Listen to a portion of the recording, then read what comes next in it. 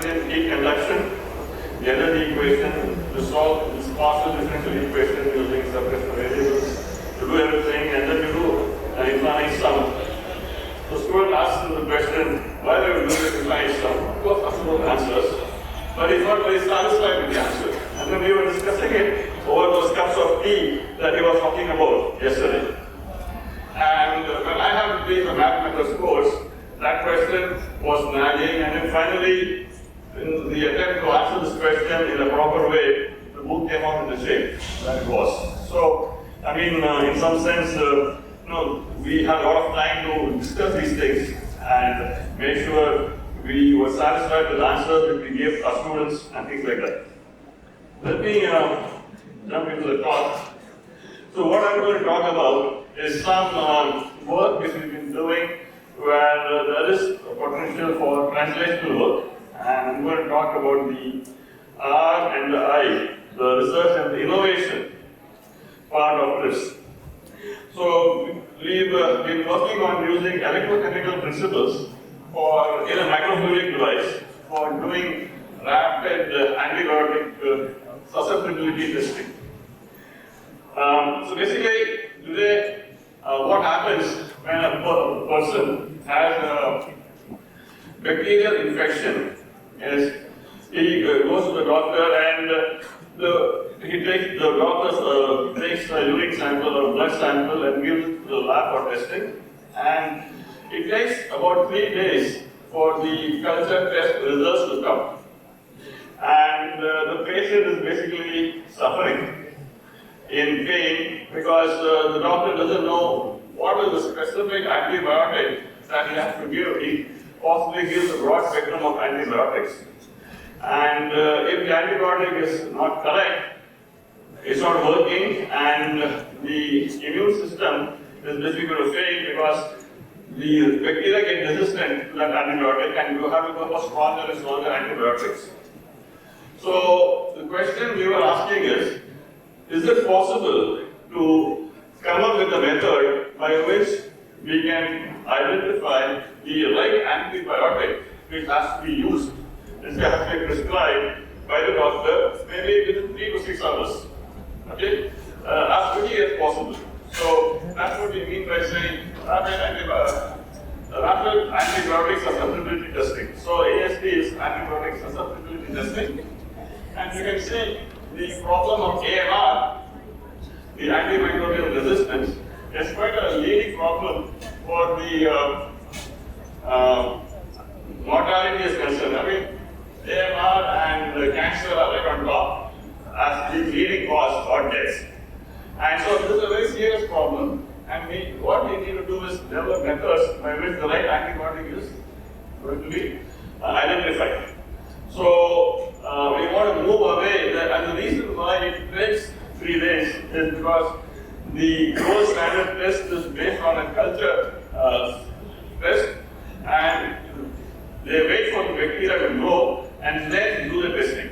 So this is a time-consuming process. And so the question is, can we do something faster? So the idea we had was to use microfluidics and electrochemical impedance as a measure. I just wanted to describe the setup here. So what we have is the electrodes, the carbon graphene-based electrodes, which are actually printed on a glass slide.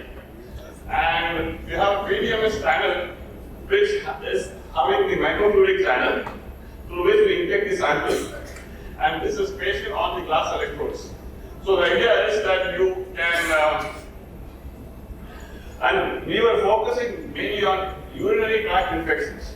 UTI is one of the leading causes, especially for women. I mean, and it can be very, very painful. So UTI is what we are focusing on. So we are looking at urine samples being analyzed and looking at the detection of the bacteria. The idea is that in the microfluidic device, you first load the sample, the urine sample, and you wait for the bacteria to get attached and attracted to the surface of the electrode. the surface of the electrode is actually treated with some lysine, and then you flush out the urine sample. Then you add a nutrient medium. The nutrient medium is something which the bacteria like, and they grow in this nutrient medium. And when the bacteria grows, what they do is they actually secrete metabolites. And when they secrete metabolites, the conductivity of the solution increases. The conductivity of the solution increases, or impedance decreases. So this is what we are actually measuring. We measure the change in the conductivity, we measure the change in the impedance, which comes because of the growth of the bacteria.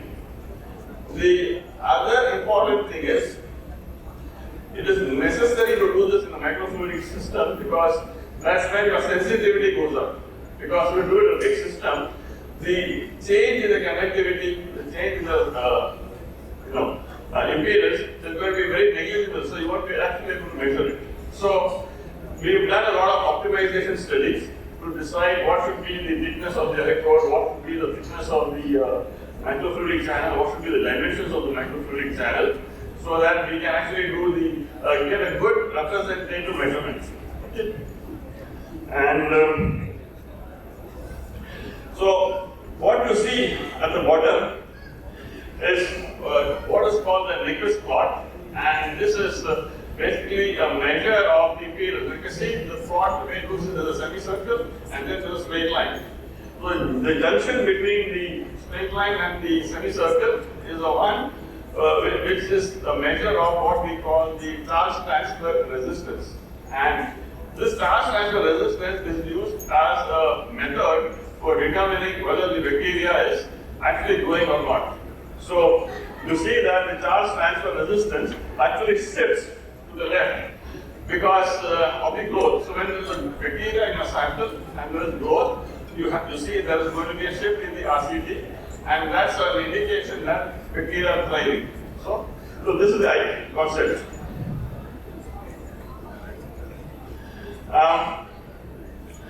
So what we've done now, and what I'm going to talk about is just the proof of concept that we've established for this particular device. To see the change in the RCT, when there's no bacteria, there's no change in RCT, and I'll increase the CFU, the quality forming units, to see that the RCT the change in RCT keeps increasing. So basically, this is what, and the more the bacterial concentration, the more is the change in the RCT. And this just told us that there is a direct correlation between the amount of infection and the change in the RCT. And then you do your calculation plot.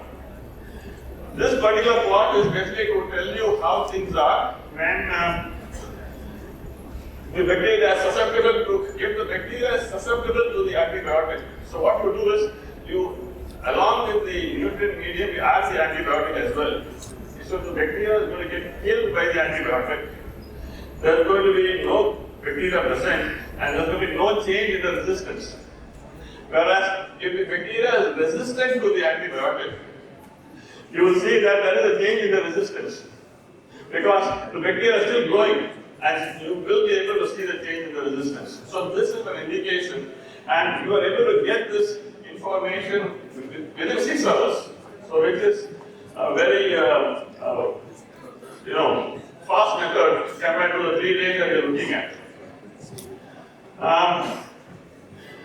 So this is just a graph to give some results.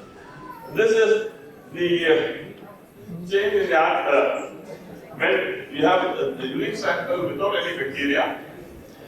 If there is bacteria, it's growing, you get the blue curves telling you that a significant change in the RCT.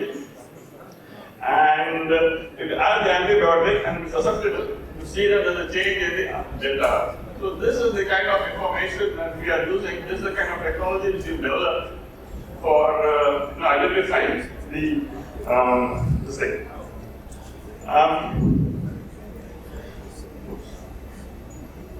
Did I do something wrong? Yeah. Okay. So what we've done is we've established the proof of concept for showing things at the single antibiotic level. We are now interested in multiplexing our device so that we can screen about 8 antibiotics at a time.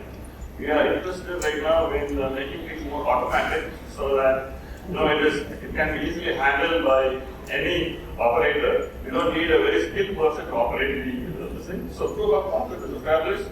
This is where we are, and we are getting looking for some support from industry to support us and take this to the next year.